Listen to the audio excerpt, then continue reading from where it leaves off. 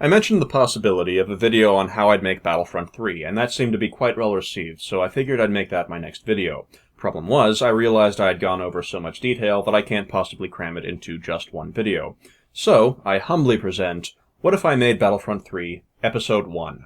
Intro, Planetary Invasions, Game Modes, Server Size, and Graphics.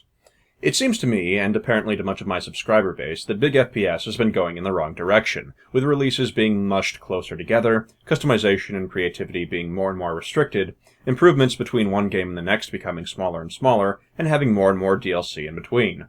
In these next few videos, I aim to present various details about the game as I would see it built, given the position and authority, along with a few ideas for a sustainable business model to reasonably bring it about.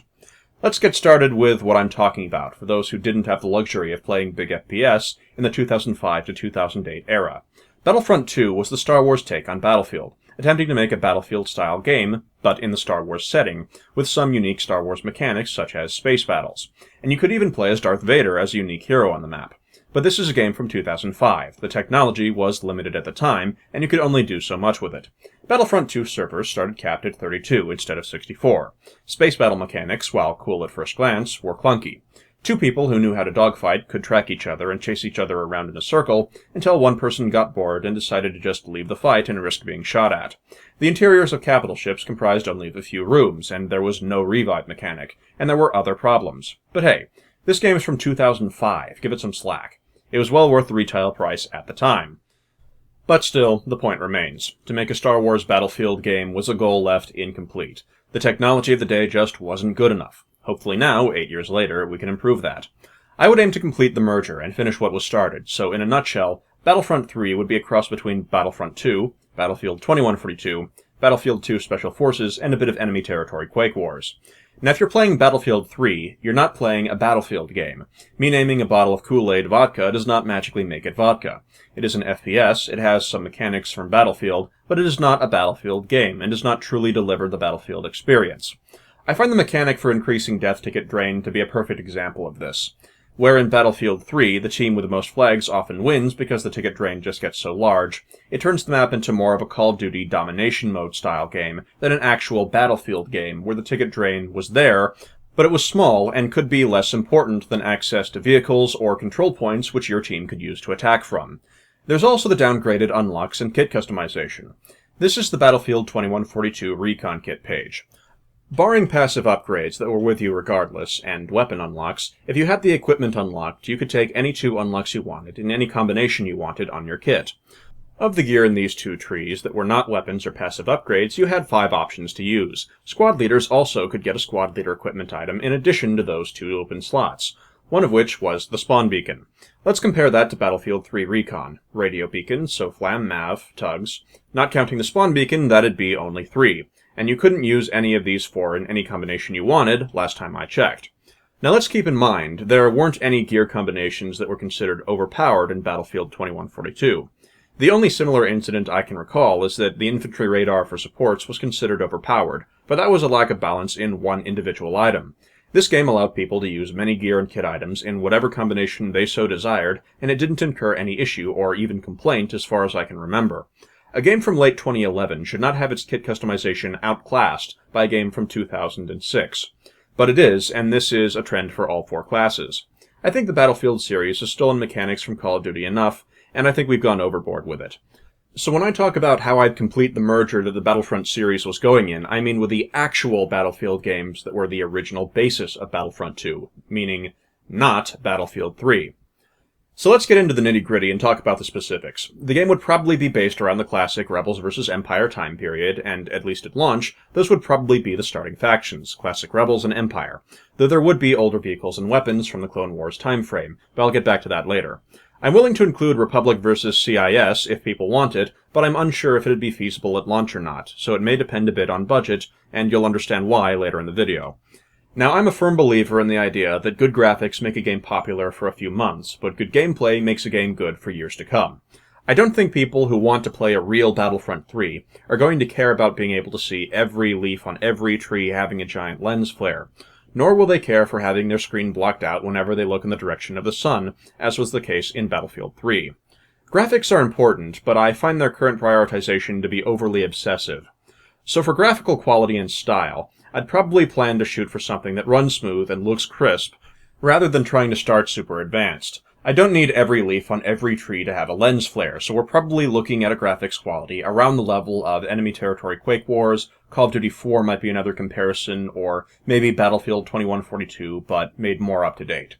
Keep in mind, I don't consider Call of Duty 4 or Enemy Territory Quake Wars graphics to be bad by modern comparison, and I'd probably be happy playing a game that had graphics of that quality. And these are all games from before 2008.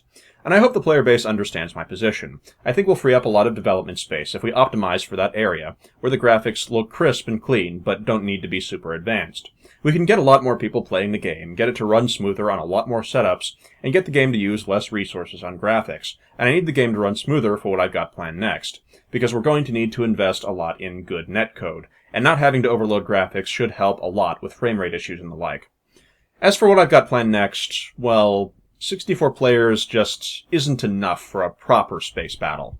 In Battlefront 2, you never had enough people to actually man all the guns on the cruisers. Some of them had to be AI controlled. There just weren't enough people for a big space battle. And I don't think upgrading from 32 to 64 is going to be enough either. MAG, a PS3 game, tried to support 256. PlanetSide 2 is working on supporting over 1,000. I think if we can focus more on good netcoding and less intensive graphics, we may be able to reasonably shoot beyond that. I'd like to go further into the direction of 480 to 512, but it'll depend on what's reasonable with the budget and netcoding quality we have, and the size of the player base we can make the game available to with marketing.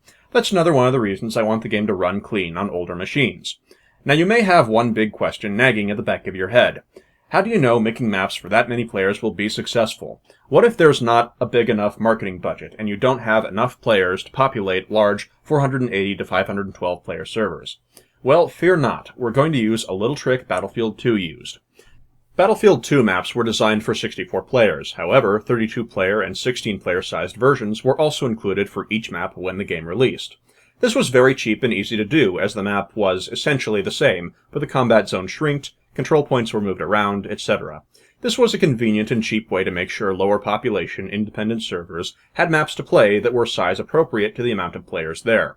So, if we made maps for 480 to 512 players, we could then shrink the combat zone, move some control points, and get a 256-player version of the same map, which we could again shrink to 128, 64, 32, and 16, all at much lower expense than building whole new maps.